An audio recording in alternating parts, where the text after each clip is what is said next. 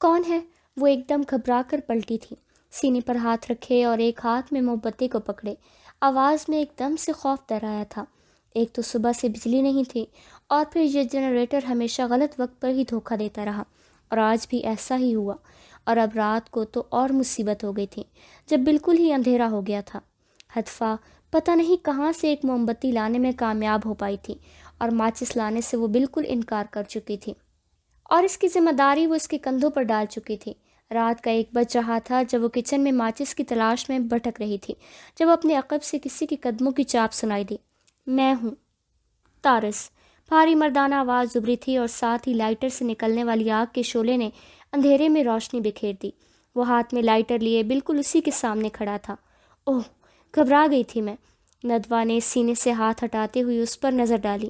وہ آج صبح ہی پہنچا تھا اور سارا دن سونے کے بعد ابھی نظر آیا تھا۔ مونچھوں کی وجہ سے چہرہ بالکل ہی بدل گیا تھا اس کا۔ ابھی بھی گھبرا جاتی ہو؟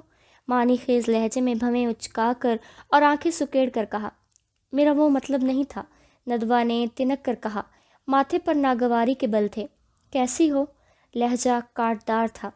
طارز نے ہاتھ بڑھا کر چلتے ہوئے لائٹر کے شورے سے اس کے ہاتھ میں پکڑی موم بتی کو روشن کر دیا۔ زندہ۔ ندوہ نے جلدی سے موم بتی کے شعلے کو ہتھیلی اس کے گرد گھما کر بجھنے سے بچایا، اور پلٹ کر ماچس کی ڈبیا کی تلاش میں نظر کو ارد گرد دوڑایا۔ وہ تو ہر کوئی رہتا ہے، وہی کاٹدار لہجہ، طنز بھرے تیر۔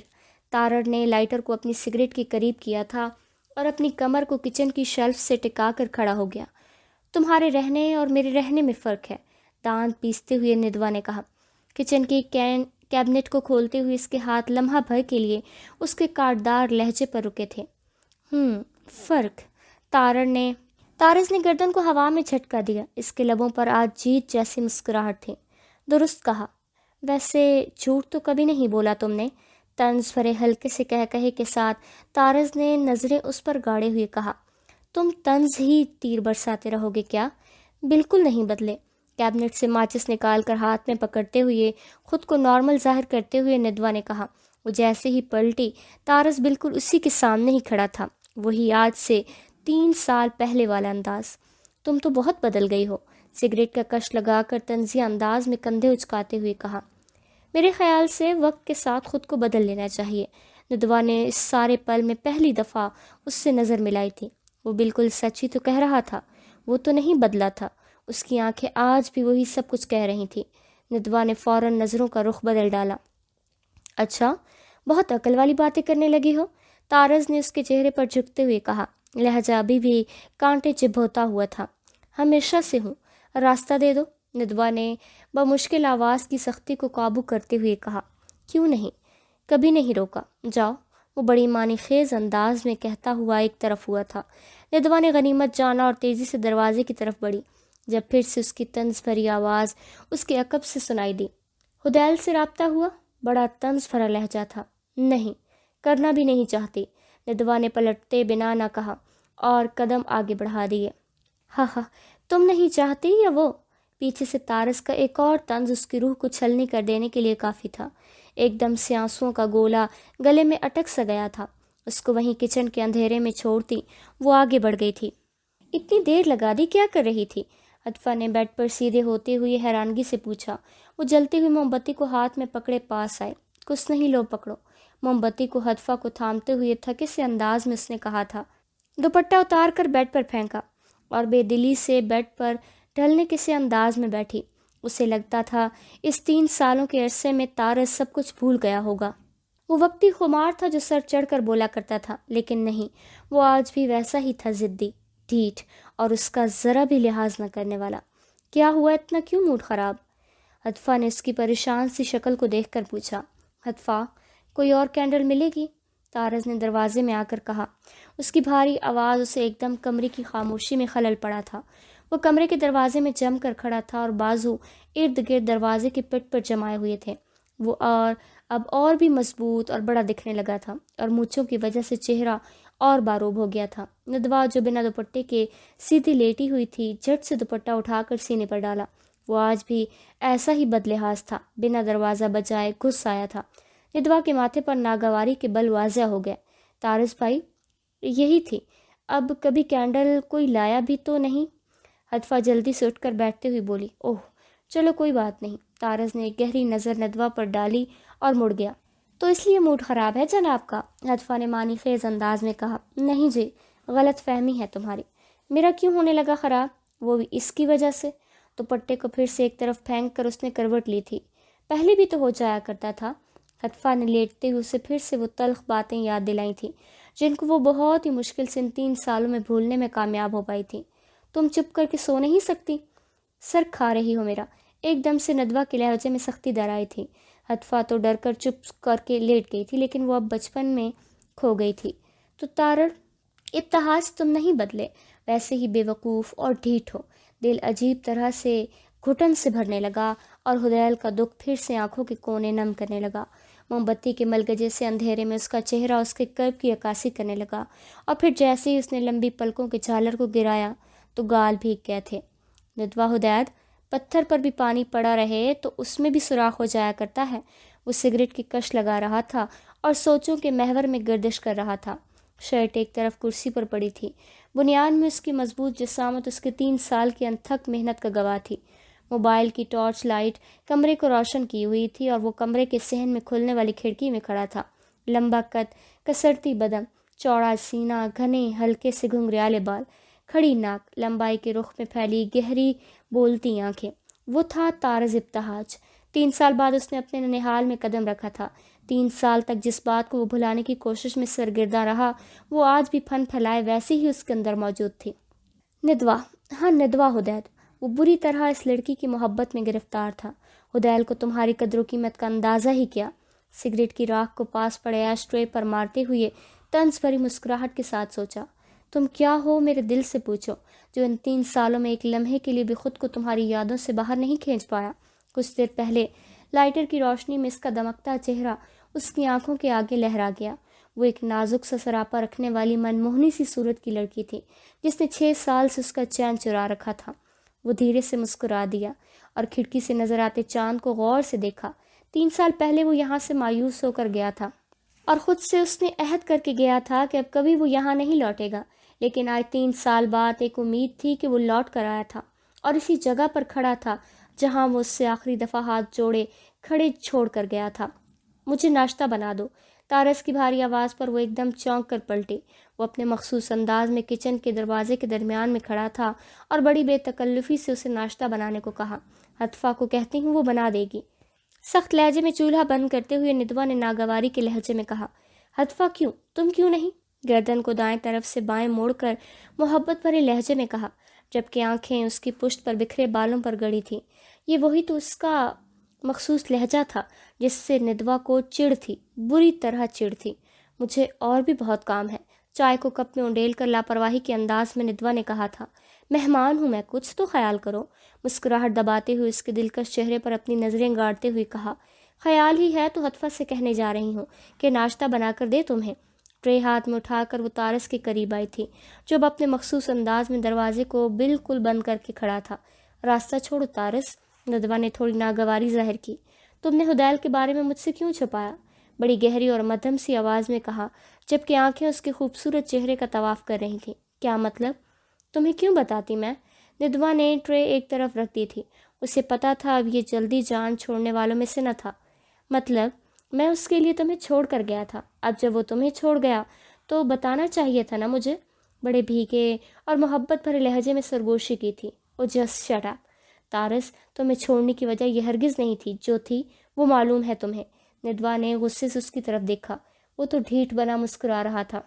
3 سال پہلے والا خوف تو پھر سے اس کے اندر سرایت کرنے لگا تھا۔ نہ کل میرے لیے وہ وجہ کوئی معنی رکھتی تھی اور نہ آج رکھتی ہے۔ دیکھو مجھے، بڑے انداز میں اس کے قریب ہوا اور وہ واقعی اس کے سامنے چھوئی موئی سی ہی تو لگ رہی تھی۔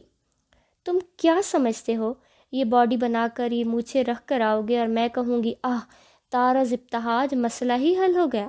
ناک چڑھا کر طنز کے انداز میں کہا، اور وہ ڈھیٹ بن کر کہا لگا گیا تھا اس کی اس بات پر۔ ویسے کہہ تو صحیح رہی ہو، کیا تو سب اسی کے لیے؟ میں نے اپنی مونچھوں کو ہلکے سے تاؤ دیتے ہوئے کہا۔ اس کے خوبرو چہرے پر مونچھیں جچ بھی رہی تھیں۔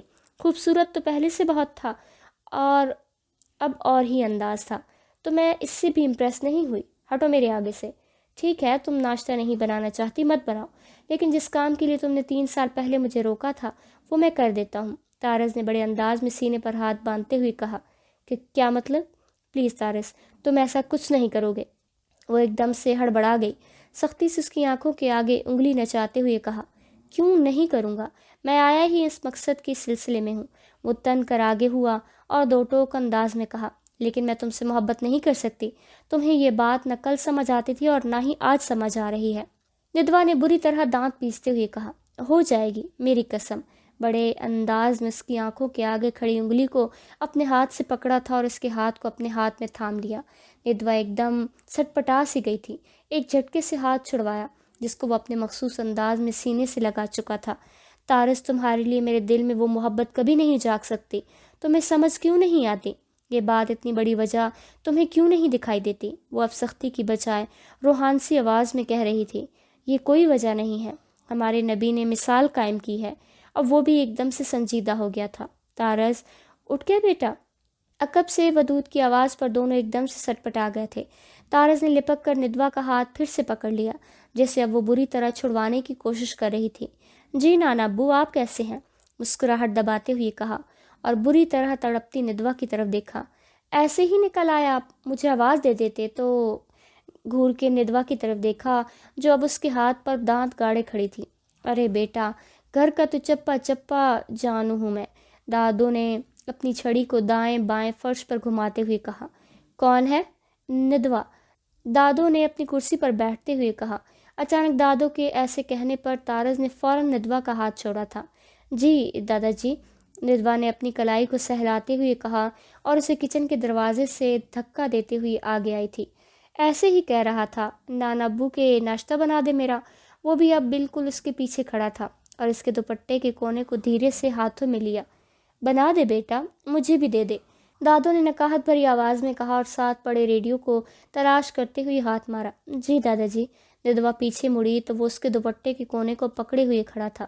جھٹکے سے اپنا دوپٹہ اسے چھڑوا کر وہ کچن میں اس کا ناشتہ بنانے کو چل دی اور وہ مسکراتا ہوا دادو کے ساتھ والی کرسی پر بیٹھ گیا تھا۔ تارس، کہاں ہوئی ہے جاب؟ وداد نے اخبار کو فولڈ کیا اور مسکرا کر سامنے بیٹھے تارس سے کہا۔ وہ جو کچن کی کھڑکی میں سے نظر آتی ندوا کو بار بار چور نظروں سے دیکھ رہا تھا، ایک دم سے سٹ پٹایا تھا۔ ماموں، یہیں ایک ملٹی نیشنل کمپنی ہے، فارس سامان کا نام تو سنا ہوگا۔ تارس ٹانگ پر ٹانگ رکھے بیٹھا تھا، ایک دم سے سیدھا ہوا اور بڑے مؤدب انداز میں گویا ہوا۔ شام کی چائے کے بعد آج وہ سب کے ساتھ برآمدے میں لاؤنج میں بیٹھا تھا۔ کل تو جب پہنچا تو سارا دن بس سوتا ہی رہا تھا۔ آج ہی موقع ملا تھا ہدایت کے ساتھ بیٹھنے کا۔ ہدایت اور سیما دو ہی بہن بھائی تھے۔ ہدایت کی بس 2 بیٹیاں تھیں، ندوا اور ہدفہ، اور سیما کے 3 بچے تھے، 2 بیٹے اور 1 بیٹی، حبان، مہک اور یہ سب سے چھوٹا تارس۔ ہاں یاد آیا، وہ میرے آفس کے راستے میں ہی پڑتی ہے کمپنی، میرے ساتھ ہی چل دیا کرنا روز صبح، ہدایت نے مسکرا کر کہا۔ ماموں، وہ دراصل میں نے رہائش ذرا پاس تلاش کر لی ہے، کان کھجاتے ہوئے تھوڑا معذرت طلب لہجے میں کہا۔ ارے بوالے ہو گئے ہو کیا؟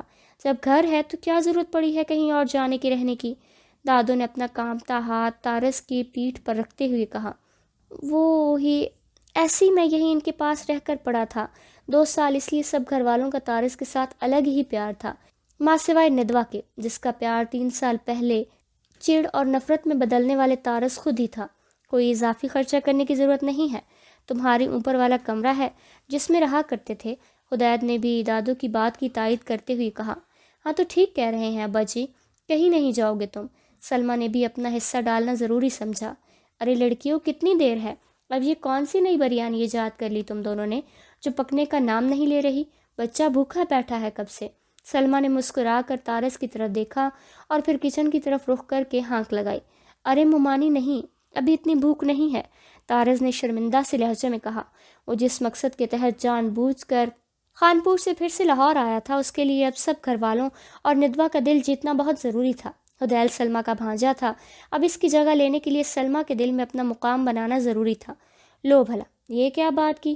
صبح 11 بجے کا ناشتہ کیے ہوئے ہو برخودار، دادو نے پیار سے تھپکی دیتے ہوئے کہا، اور وہ بس مسکرا کر ہی رہ گیا۔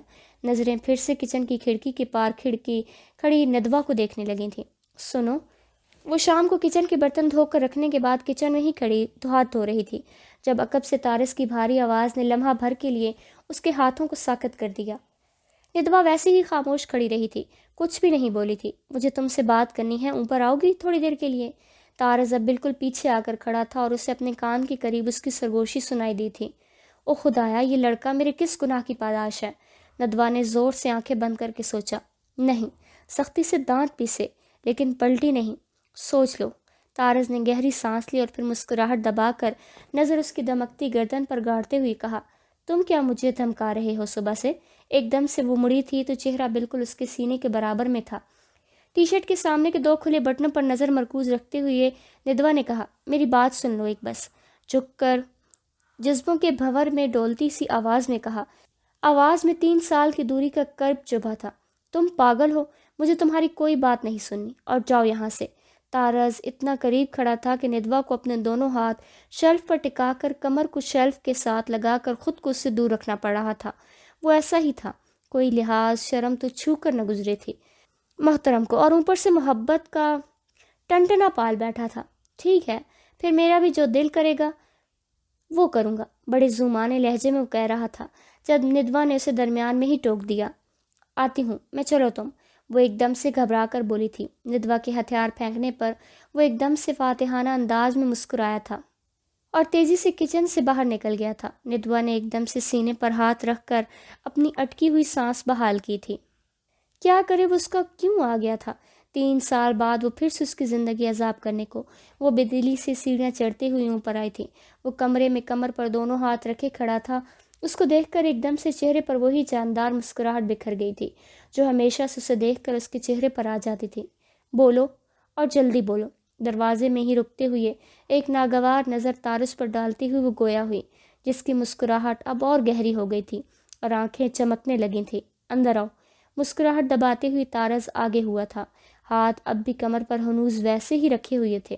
نیلی رنگ کی ٹی شرٹ کے نیچے ڈھیلا سا ٹراؤزر پہنے وہ معمولی سے حلیے میں کھڑا تھا۔ نہیں، میں ٹھیک ہوں یہاں۔ ہاتھ سینے پر باندھتے ہوئے ندوہ نے چہرے کا رخ دوسری طرف موڑا۔ ندوہ کو اس کے چہرے اور چہرے پر بکھری مسکراہٹ سے چڑ تھی۔ آواز نیچے جا سکتی ہے۔ مسکراہٹ ہنوز طارز کے لبوں کا حصار کی ہوئی تھی اور نظریں اس دشمن جان پر ٹکی تھیں جو اتنی پتھر دل تھی کہ بار بار اس سے سر ٹکرا ٹکرا کر وہ تھک چکا تھا۔ طارز، بولو اب۔ طارز کی بالکل خاموشی سے دیکھنے پر وہ چڑ کر گویا ہوئی تھی۔ گھبراہٹ ہوتی تھی اسے طارز کی یوں دیکھنے سے۔ مجھے تم سے شادی کرنی ہے، بڑے بھیگے اور جذب سے لہجے میں ڈوبی ہوئی آواز نے آخر کو کمرے کے سکوت کو توڑا تھا۔ مجھے نہیں کرنی۔ 3 سال بعد آ کر پھر وہی لٹ لگا رہے ہو۔ اب سختی سے ندوہ کی آواز اونچی ہوئی تھی۔ وہ تھک گئی تھی اس کو سمجھاتے سمجھاتے، پر وہ تھا کہ اپنی ضد پر اڑا بیٹھا تھا۔ ہاں، لگا رہا ہوں۔ تمہیں سمجھ نہیں آتی؟ حدیل کا چلے جانا، تمہارے بچپن کی منگنی کا ختم ہو جانا، یہ سب قسمت کا کھیل ہے۔ طارز نے آگے ہوتے ہوئے کرب سے کہا، قسمت تمہیں مجھ سے ملانے میں جتی ہے۔ طارز کی آواز میں درد تھا۔ نہیں، یہ میری بد نصیبی ہے۔ جس شخص کو بچپن سے اپنے دل میں بسایا، پوجنے کی طرح چایا، وہ مجھے… کہتے کہتے جیسے ندوہ کی آواز نے اس کا ساتھ چھوڑ دیا۔ کوئی گولا سا تھا جو گلے میں اٹک رہا تھا۔ وہ تمہارے قابل نہیں تھا ندوہ۔ طارز اب بالکل قریب آ گیا تھا، چہرے پر بے چارگی سجا کر کہا، تم بھی نہیں ہو قابل۔ ندوہ نے حقارت بھری نظر ڈالی تھی۔ میں ہوں، طارز نے ڈٹائی سے کہا، تم بے وقوف ہو۔ کبھی کسی لڑکی کو خود سے عمر میں بڑی لڑکی سے محبت کرتے دیکھا ہے کیا؟ یہ محبت نہیں، صرف تمہارے ذہن کا فطور ہے۔ ندوہ نے ہزاروں بار اس کے آگے دہرایا ہوا جملہ اس کے آگے آج پھر دانت پیستے ہوئے دہرایا تھا۔ کتنی بڑی ہو؟ ہاں، کیا کوئی 10 سال بڑی ہو؟ اتنی بھی ہوئی تھی مجھے تب بھی کوئی مسئلہ نہیں تھا، ابھی تو صرف 2 سال ہی۔ طارز کو اب اس کی اس بے تکی بات پر غصہ آنے لگا تھا۔ 2 نہیں 2.5، ندوہ نے تنک کر کہا اور ماتھے پر بل ڈال کر دیکھا۔ ارے بھاڑ میں جائیں جتنے بھی، مجھے پرواہ نہیں۔ آ گیا تھا وہ اپنی مخصوص انداز میں واپس آ گیا تھا۔ صبر کا پیمانہ لبریز ہی ہوا چاہتا تھا۔ مجھے ہے، تم چھوٹے ہو مجھ سے، مجھے عجیب لگتا ہے۔ میں نے کبھی یہ نہیں سوچا، یہ نہیں چاہا، تمہیں چھوٹوں کی طرح ٹریٹ کیا۔ ندوہ کا غصہ بھی اب آسمان کو چھونے لگا تھا۔ وہ ہمیشہ کی طرح سخت رویہ اپناتے ہوئے بولی، ضروری تو نہیں جیسے تمہیں لگے باقی سب بھی ویسے ہی محسوس کریں۔ ناک پھلا کر طارز نے کہا، غصے سے گردن کی رگیں پھول گئی تھیں۔ تمہیں غلط لگتا آیا ہے ہمیشہ سے، بلکہ میری ہی غلطی ہے۔ میں نے تمہیں ہمیشہ چھوٹے ندوہ غصے میں ایک ہی جس میں بولے جا رہی تھی جب اچانک طارز کا مضبوط ہاتھ اس کے لبوں کو پیوست کر گیا اور اس کی آواز کو بند کر چکا تھا۔ بھائی نہیں ہوں تمہارا، سمجھے تم؟ فوراً اتنی مضبوطی سے ہاتھ رکھا تھا کہ وہ تڑپ گئی تھی۔ ندوہ زور سے اس کے ہاتھ پر اپنے ناخن گاڑے ہوئی تھی، پر اس پر تو کوئی اثر نہیں تھا۔ تمہارے ہاں کا انتظار ہے، باقی سب کو راضی کرنا میرا کام ہے، دھیرے سے ندوہ کے لبوں سے ہاتھ اٹھا کر کہا۔ میری نہ ہے، ندوہ نے چیخ کر کہا۔ چہرے پر طارس کی انگلیوں کے نشان پڑ گئے تھے، اور یہ نہ ہی رہے گی۔ اس سے پہلے کہ طارس کچھ بولتا، وہ پھر سے اسی انداز میں چیخی تھی۔ تم غلط کر رہی ہو میرے ساتھ۔ آواز میں درد تھا۔ طارس نے گہری نظروں سے غصے میں بھری ندوہ کو دیکھا۔ میں غلط نہیں، بلکہ تم بیٹھو اور سوچو، تم کہاں کہاں غلط تھے۔ ندوہ کا وہاں کھڑے ہونا محال ہو گیا تھا۔ تیزی سے وہ کمرے سے باہر نکلی۔ وہ وہیں کھڑا رہ گیا، ٹوٹے سے انداز میں، بکھرے سے انداز میں، ماضی کے سمندر میں غوطے لگاتا ہوا۔ یہ دیکھو دیکھو، اس کو بنانا تم نے ڈاکٹر، اس کے نمبر تو دیکھو۔ ابتہاج نے غصے سے وہ کاغذ سیما کے آگے پھینکا تھا جس پر وہ ابھی بھی طارس کا انٹرمیڈیٹ کا رزلٹ نوٹ کر کے لائے تھے۔ 19 سالہ طارس سرخ چہرہ لیے کھڑا تھا، اس کے چہرے پر کوئی شرمندگی کے آثار نہیں تھے۔ طارس، یہ سیما نے روحانسی سی آواز میں کہتے ہوئے اپنے بیٹے کی طرف دیکھا تھا۔ وہ پاس ہو گیا تھا، لیکن اس کے نمبر اس قابل ہرگز نہیں تھے کہ وہ ڈاکٹر بنتا۔ ماما، میں پہلے ہی بتا چکا تھا آپ کو بھی اور بابا کو بھی، مجھے میڈیکل میں نہیں جانا۔ طارس نے دو ٹوک انداز میں کہا۔ مجھے بایو میں کوئی انٹرسٹ نہیں، ہوا میں دونوں ہاتھوں کو روکتے ہوئے کہا۔ جناب کو کسی میں بھی کوئی انٹرسٹ نہیں، آوارہ گردی کروا لو اس سے، جتنی مرضی خبیث سے۔ ابتہاج دان پیسے، ان کو طارس کی اس لاپرواہ انداز سے چڑ ہو رہی تھی۔ مجھے لاہور جا کر پڑھنا ہے، ہنوز ضدی انداز میں طارس نے کہا تھا۔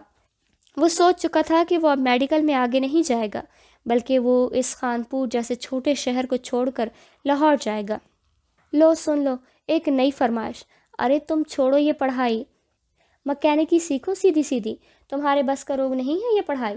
ابتہاج نے غصے سے بپھٹتے ہوئے کہا تھا۔ امی، میں میتھ کو لے کر پڑھ لیتا ہوں نا، مجھے لاہور بھیج دے ماموں کے پاس۔ طارس نے لاپرواہی سے ابتہاج کے غصے سے بھرے چہرے کو بنا دیکھے رخ سیما کی طرف موڑ کر کہا۔ چلو، ہم تو ذلیل ہو چلے، صاحبزادے کے ہاتھوں اب دوسرے بھی بھگتیں گے اسے۔ ابتہاج نے سیما کے چہرے پر رضامندی کے آثار دیکھتے ہوئے سر ہوا میں طنز کے انداز میں مارتے ہوئے کہا۔ بس کریں آپ دونوں، ٹھیک ہی تو کہہ رہا ہے، کیا حرج ہے اگر پڑھنا چاہتا ہے لاہور جا کر؟ ماشاء اللہ، وہاں ندوہ ہے نا، اس کو پڑھائے گی ہی۔ BSc میں اتنے اچھے نمبر لیے ہیں اس نے۔ سیما واقعی طارس کی بات مان چکی تھی۔ تمہاری ذمہ داری ہے، اب جو بھی کرے میری بلا سے۔ ابتہاج غصے میں بھرے کمرے سے باہر جا چکے تھے۔ انہیں پتہ تھا سیما وہی کرے گی جو اس کا دل چاہے گا، اس لیے اس سے بہل فضول تھی۔ ارے کچھ بھی مشکل نہیں لگتا مجھے ماما، تو ایسے ہی پیچھے پڑی ہے میرے۔ طارس نے دانتوں میں بال پوائنٹ دباتے ہوئے کہا۔ اچھا جی، دکھاؤ تو مجھے۔ ندوہ نے ہلکا سا قہقہہ لگایا اور اس کے سامنے پڑی حساب کی کتاب کو اٹھایا۔ وہ لاہور آ چکا تھا۔ دکھاؤ تو مجھے۔ BSc کرنا چاہتا تھا، لیکن اس میں میرٹ نہ بننے کی وجہ سے اسے اب ڈبل میتھ کے ساتھ ہی BSc کرنی پڑ رہی تھی۔ ڈبل میتھ اتنا آسان نہیں جتنا تم سمجھ رہے ہو، اور پھر پہلے تم میڈیکل پڑھ کر آئے ہو۔ ندوہ نے محبت سے سامنے بیٹھے اپنے پھپھو کے بیٹے کو دیکھا جو منہ پھلائے بیٹھا تھا۔ طارس اس سے 2.5 سال چھوٹا تھا۔ سیما اس کی ایک ہی پھپھو تھی اور طارس کا بچپن سے گھر میں بہت آنا جانا تھا۔ ندوہ اور ہتفا کو اپنا کوئی بھائی نہیں تھا، اس لیے ندوہ بچپن سے ہی طارس کے ساتھ اسی طرح کا سلوک کرتی تھی کہ جیسے وہ اس کا چھوٹا بھائی ہو، لیکن وہ شروع سے ہی ندوہ کو دوستوں کی طرح ٹریٹ کرتا تھا۔ میٹرک میں اچھا تھا میرا میتھ، سچ میں، طارس نے کرسی کے بازو پر اپنے بازو ٹکا کر کہا۔ جب سے وہ لاہور آیا تھا تب سے وہ ندوہ اسے پڑھانے کے چکروں میں اس کے آگے پیچھے پھرتی رہتی تھی۔ اب جا کر وہ قابو آیا تھا۔ یہ میٹرک سے بہت مختلف ہے، ندوہ نے لب پھینچتے ہوئے مسکرا کر کہا۔ میتھ کے ساتھ کیا رکھا ہے؟ طارس کی کتاب کو کھولتے ہوئے ندوہ نے کہا۔ فزکس، بڑے فخر سے طارس نے کہا۔ تو پھر شروع کریں آج سے؟ ندوہ نے مسکرا کر پیار سے اسے دیکھا۔ وہ پڑھائی میں بہت اچھی تھی اور BS میں ریاضی کے ساتھ ہی بہت اچھے نمبروں میں پاس ہوئی تھی۔ اب پھپھو کے اس سے روز فون آتے تھے کہ وہ طارس کو پڑھائے۔ کل سے کرتے ہیں نا، چلو آج مووی دیکھنے چلتے ہیں، طارس نے چمکتی آنکھوں کے ساتھ کہا اور منہ میں دبائی قلم کو زور سے کتاب پر مارا۔ طارس، دماغ ٹھیک ہے تمہارا؟ دادا جی کو پتہ لگا نا تو خیر نہیں ہماری۔ ندوہ نے مسکرا کر اس کی طرف دیکھا۔ ارے ان کو کون بتائے گا، میں، تم اور ہتفا بس۔ طارس نے بازو کھولے اور پھر سر کے پیچھے باندھ کر مسکرا۔ نہیں، بالکل نہیں، پھپھو تمہیں میرے حوالے کر گئی ہیں، پہلے پڑھیں گے پھر چلیں گے۔ وہ پھر سے اس کی بند کی ہوئی کتاب کھول چکی تھی۔ چلو جی، ایک ماما کو چھوڑ کر آیا، یہاں ایک اور ہے، طارس نے ہونٹ باہر نکال کر ناراض سے انداز میں کہا تھا۔ اچھا زیادہ باتیں مت بناؤ، ندوہ نے تھوڑا بڑوں والا غصہ دکھاتے ہوئے کہا۔ اسے شروع سے ہی بڑوں کی طرح روب چلانے کا بہت شوق تھا۔ اور اٹھو، تم بھی جاؤ اپنی کتابیں لے کر، پاس بیٹھی دان نکالتے ہوئے اطفا سے کہا۔ یہ شروع سے ہی ایسی ہے کیا استانی؟ تارز نے گھور کر ندوہ کی طرف دیکھا اور پاس بیٹھی ہتفا سے پوچھا۔ کھولو بک، ندوہ نے مصنوعی غصہ دکھاتے ہوئے اور مسکراہٹ دباتے ہوئے کہا۔ ارے مارنا نہیں مجھے، تارز نے کہا لگایا تھا، کیونکہ اب وہ اس کی جٹھائی سے تنگ آ کر اس کی طرف کتاب کو مارنے کے انداز میں اٹھا رہی تھی۔ تارز ایک دم کرسی سے اٹھا تھا اور اب ندوہ اس کے پیچھے بھاگ رہی تھی اور وہ کہا لگاتا ہوا آگے بھاگ رہا تھا۔ اس کو لاہور آئے اور ندوہ سے پڑھتے ہوئے 4 ماہ کا عرصہ گزر چکا تھا۔ ندوہ باقاعدگی سے اسے پڑھاتی تھی، آج بھی وہ اسے پڑھا رہی تھی تو لاشعوری طور پر تارز کی نظر اس کے ہاتھوں پر ٹک گئی تھی۔ کتنے خوبصورت تھے اس کے ہاتھ، سفید، نرم، مخروطی انگلیوں والے نازک سے ہاتھ۔ انگلی کی پورے گلابی تھی اور ناخن سلیقے سے تراشے ہوئے مناسب حد تک بڑے ہوئے تھے۔ وہ اس سے میتھ کا کوئی سوال سمجھا رہی تھی اور وہ اس کے ہاتھوں کی جنبش میں کھویا ہوا تھا۔ پتہ نہیں کیوں بے ساختہ یہ دل کیا کہ وہ اس کے ہاتھوں کو اپنے ہاتھوں میں لے کر دیکھے۔ کیا سوچے جا رہے ہو؟ ندوہ نے تارز کو گمسم بیٹھے دیکھ کر اس کی آنکھوں کے آگے ہاتھ لہرایا۔ کچھ نہیں، سمجھاؤ تو، تارز نے گھبرا کر کہا، ایک دم سے جیسے وہ خیالوں کی دنیا سے باہر آیا تھا۔ اسے اپنے خیال پر شرمندگی ہوئی تھی۔ سمجھا تو میں رہی ہوں، لیکن تمہارا دھیان نہیں ہے آج۔ ندوہ نے لب بھینچتے ہوئے کرسی کی پشت سے سر ٹکایا۔ ایسا کچھ بھی نہیں ہے، ویسے ہی چلو نا آج باہر چلتے ہیں کہیں۔ تارز ایک دم سے اس کی کھوجتی نظروں سے گڑبڑا گیا تھا۔ لمحہ بھر کو تو یوں لگا جیسے وہ جان جائے گی کہ اس کے ہاتھوں پر اس کی غلط نگاہ ڈالی ہے۔ اتنے دن سے بور کر رہی ہو مجھے، اپنے اندر کی چوری کو چھپاتے ہوئے تارز نے خجل ہو کر کان کو کھجایا تھا۔ تم یہاں پڑھنے آئے ہو؟ ندوہ نے غصے سے گھورا تھا۔ پتہ ہے مجھے، پر جینے تو دو، سانس تو بند مت کرو۔ تارز نے مصنوعی خفگی دکھائی تھی۔ سانس تمہیں نا بس گھوم پھر کر ہی آتا ہے نا؟ ندوہ نے کہا لگایا اور وہ ایک دم سے اس کے ہنستے چہرے کے خد و خال دیکھنے لگا تھا۔ وہ ایک مکمل حسن رکھتی تھی۔ اس کے موتیوں جیسے دانت اس کے بھرے بھرے گداز لبوں کی اوٹ میں دمک رہے تھے۔ گہری سی آنکھیں، مڑی ہوئی پلکیں، نازک سے سراپا۔ وہ کہا لگا کر ایک دم سے پھر سے تارز کی آنکھوں کے آگے ہاتھ لہرا رہی تھی۔ وہ ایک دم سے خجل ہوا تھا، بری طرح اپنے دل و دماغ کو سرزنش کیا تھا اور خود کو نارمل ظاہر کیا۔ اچھا دیکھو، دوست نہیں ہو؟ بڑے لاڈ سے اس نے ندوہ کی طرف دیکھا تھا۔ وہ ندوہ سے ایسے ہی لاڈ اٹھواتا تھا، جانتا تھا وہ اس سے کتنا پیار کرتی ہے۔ وہ کیا سب گھر والے ہی اس سے پیار کرتے تھے؟ ہوں تو، ندوہ نے لاپرواہی سے اسے کندھے اچکائے۔ چلو نہ چلتے ہیں۔ تارز ایک دم سے اٹھا تھا، پینٹ کی جیبوں میں ہاتھ ڈالے وہ الجھا سا کھڑا تھا۔ ابا سے کون اجازت لے گا؟ قلم کو ہونٹوں میں دبائے شریر سے مسکراہٹ سجائے ندوہ نے تارز کو دیکھا تھا۔ اسے تارز کی ہر شرارت پر پیار آ جاتا تھا۔ وہ تھا ہی ایسا ہنسا دینے والا شریر سا، اس کے آنے سے ان کے سونے سے گھر میں رونق ہو گئی تھی۔ میں لوں گا، فکر نہ کرو، تم بس جاؤ اور تیاری پکڑو، تارز نے شرارت سے آنکھ دبا کر کہا۔ ارے کسی اور دن چلتے ہیں نا، ہتفا کی بھی طبیعت ناساز ہے۔ ندوہ نے بیچارہ سا منہ بنا کر اگلا بہانہ کیا۔ تو کچھ نہیں، ہم چلتے ہیں۔ وہ پھر بھی باز نہیں آیا۔ چلو بند کرو بس آج سے۔ تارز نے آگے بڑھ کر اس کی گود میں کھلی کتاب کو بند کیا تھا اور وہ کہا لگاتی ہوئی اس کے بازو کھینچنے پر اٹھی تھی۔ لڑکا ہڑبڑا نہیں لگ رہا تھا اس سے؟ لڑکا بڑا نہیں لگ رہا اس سے؟ سنبل نے پاس بیٹھی ندوہ کے کان میں سرگوشی کی۔ وہ اپنے ایک ہم جماعت کی نسبت کی تقریب پر بنائی گئی تصویر کو دیکھ رہی تھی جب سنبل نے اسے اپنے خیالات سے آگاہی دی۔ ہائے، مجھے تو ایسے بہت پسند، کوئی 7-8 سال بڑا تو ہونا چاہیے شوہر کو، مجھے تو بہت پسند ایسی جوڑیاں۔ ندوہ چمکتی آنکھوں سے ایک نظر سنبل پر ڈالی اور پھر سے گود میں دھری اس البم پر جس میں اس کی ہم جماعت اپنی عمر سے کافی بڑی عمر کے لڑکے کے پہلو میں بیٹھی مسکرا رہی تھی۔ ارے کیا آپ کر کے ضد کرتے رہو، مجھے تو نہیں پسند، سنبل نے ناک چڑھا کر کہا۔ تم تو پاگل ہو، مجھے تو بچپن سے ہی ایسے ہی اچھا لگتا ہے، اتنے لاڈ کرتے شوہر پھر بیوی کے۔ ندوہ نے لب کو دانتوں میں دبا کر اپنی خواہش کا اظہار کیا تھا۔ وہ میرے فری باجی ہے نا، میجر سے شادی ہوئی ہے ان کی، اتنے پیارے لگتے ہیں دونوں، اور وہ ایسے بچوں کی طرح ٹریٹ کرتے ہیں اپنی بیوی کو، اتنے اچھے لگتے ہیں مجھے۔ ندوہ نے پرجوش انداز میں اپنی ایک خالہ زاد کا بتایا۔ مجھے پتا ہے یہ سب تمہیں اسی لیے بھی اچھا لگتا ہے، حدیل بڑا ہے کافی تم سے۔ سنبل نے شرارت سے آنکھ دباتے ہوئے کہا اور ہلکا سا کندھا اس کے کندھے پر مارا۔ جی ہاں، پورے 7 سال بڑے ہیں، ندوہ نے شرماتے ہوئے کہا۔ آنکھوں میں حدیل کا سراپا گھوم گیا، دل کی دھڑکن بے ترتیب سے ہوئی۔ حدیل اس کا خالزاد تھا، بچپن سے ہی راحت اسے اپنے اکلوتے بیٹے کے لیے مانگ چکی تھی۔ جیسے جیسے ہوش سنبھالا تھا تو اس کو اپنی امی اور خالہ کی باتوں کا اندازہ ہونے لگا۔ حدیل کو وہ کسی اور نظر سے دیکھنے لگی، اور پھر کب یہ سارے احساسات شدید محبت کی شکل اختیار کر گئے اسے خبر بھی نہ ہوئی۔ ارے واہ! سنبل نے شرارت سے اس کے کندھے پر چیت لگائی۔ تمہیں پتہ ہے اتنی ڈیسنٹ ہے؟ اپنے ہونٹوں کو دانتوں میں دبائے گلابی چہرے کے ساتھ وہ سراپا محبت لگ رہی تھی۔ ہاں ہاں، اب شروع ہو جاؤ اپنے حدیل کی تعریفیں، سنبل نے کہا لگایا، اور پھر واقعی وہ شروع ہو چکی تھی حدیل کی باتیں کرنا۔ حدیل بہت کم گو اور سنجیدہ تھا، اور ندوہ کو ایسے ہی لڑکے پسند تھے۔ ارے ارے، واہ واہ، کیا بات ہے!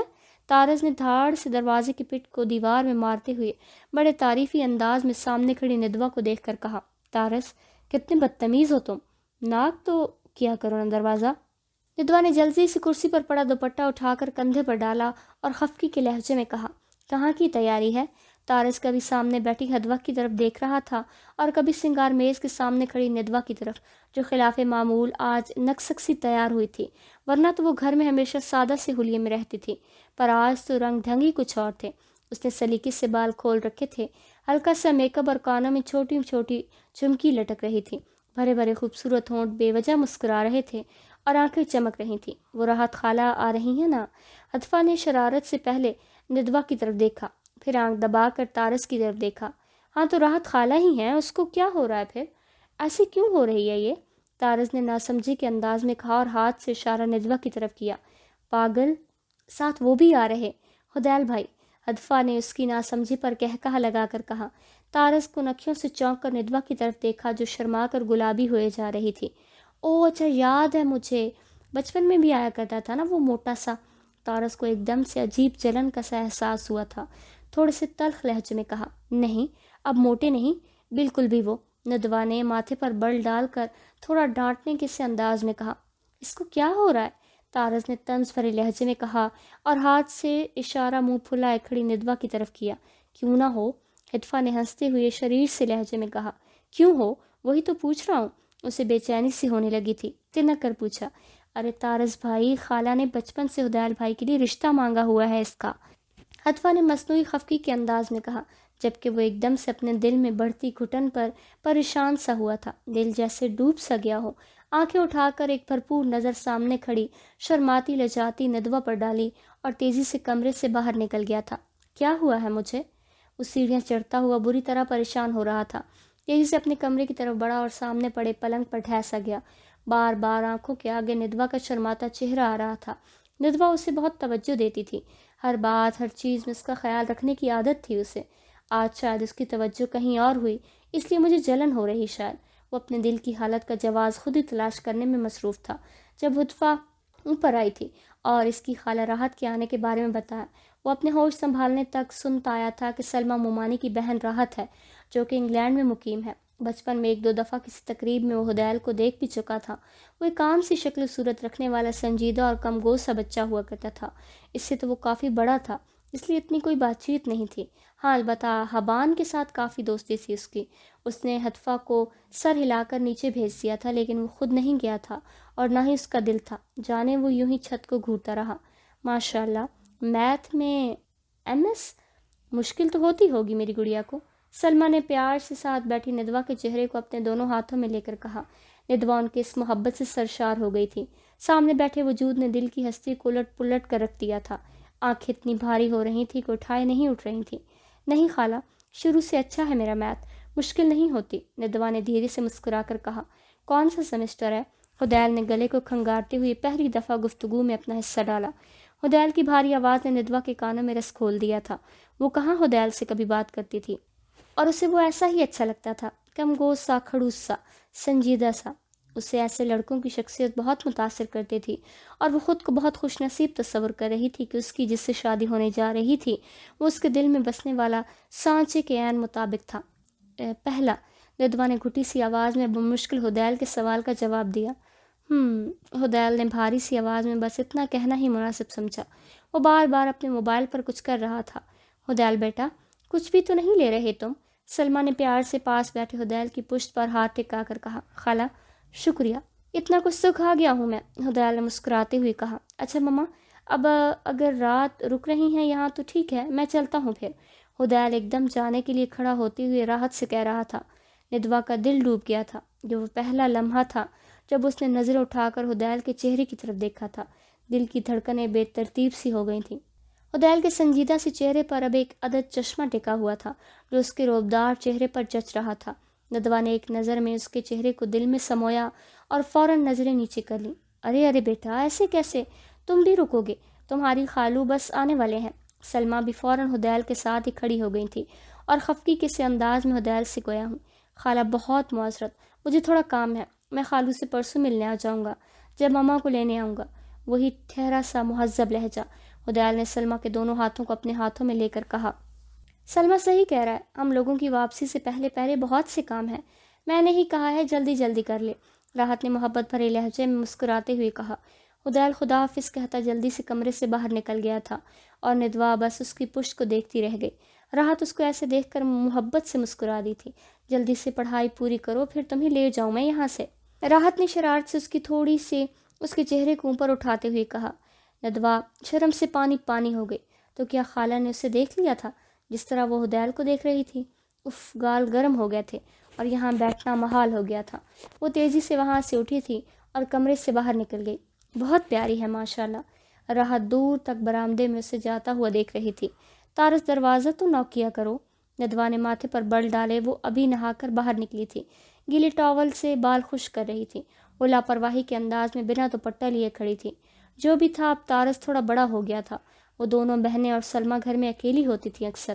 اس کو عادت تھی بنا دوپٹے کی گھومنے کی، لیکن اب جب سے طارس آیا تھا اسے دوپٹہ ہر وقت لینا پڑتا تھا۔ بس ایک کمرہ تھا جہاں وہ آرام سے دوپٹہ اتار دیا کرتی۔ اب طارس بالکل بچوں کی طرح جہاں چاہتا تھا وہاں آ دھمکتا تھا۔ کیوں، کیا ہوا؟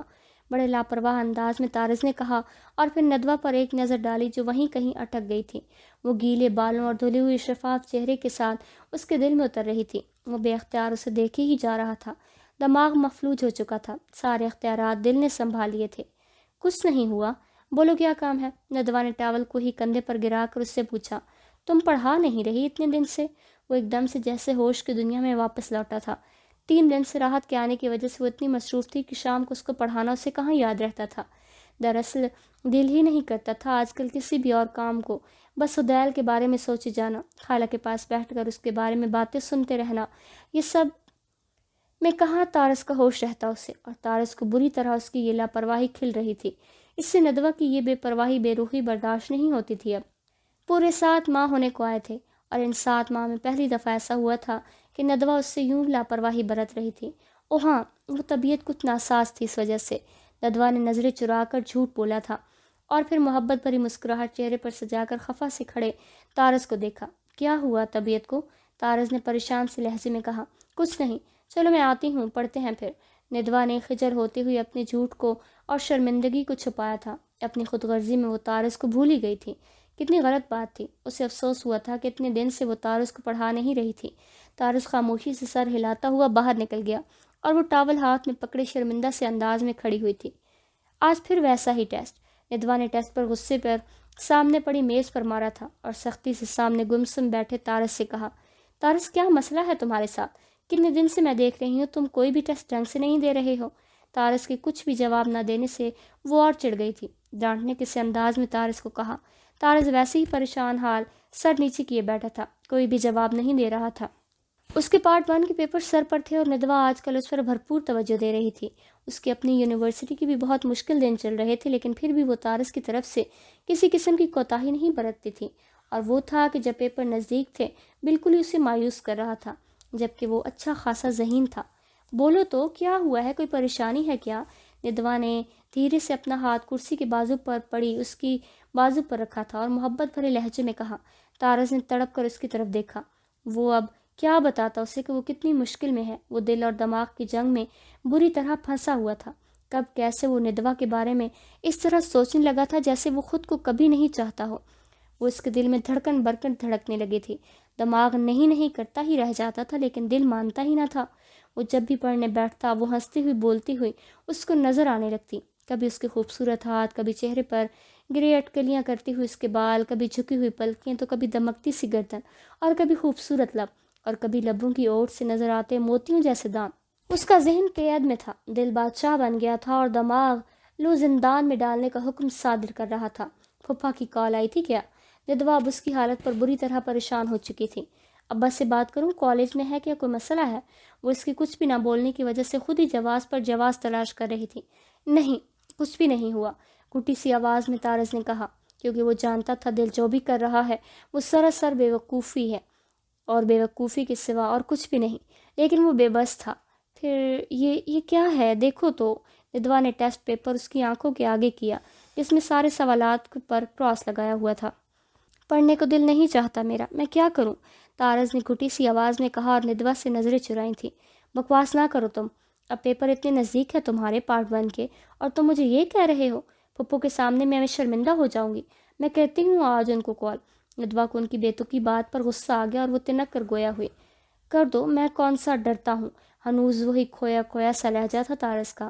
وہ بے حال بیٹھا تھا، بکھرے سے بال، ملگجی سی شرٹ، بازوں کے کف فولڈ کی ہوئی، سامنے کے بٹن کھلی ہوئی۔ اچھا، ڈرتے تو تم کسی سے بھی نہیں، ندوہ نے دانت پیستے ہوئے کہا۔ جانتی تھی وہ بچپن سے ہی تھوڑا الگ سا تھا، سب میں سے ضدی، ڈھیٹ اور کسی کی بھی نہ سننے والا۔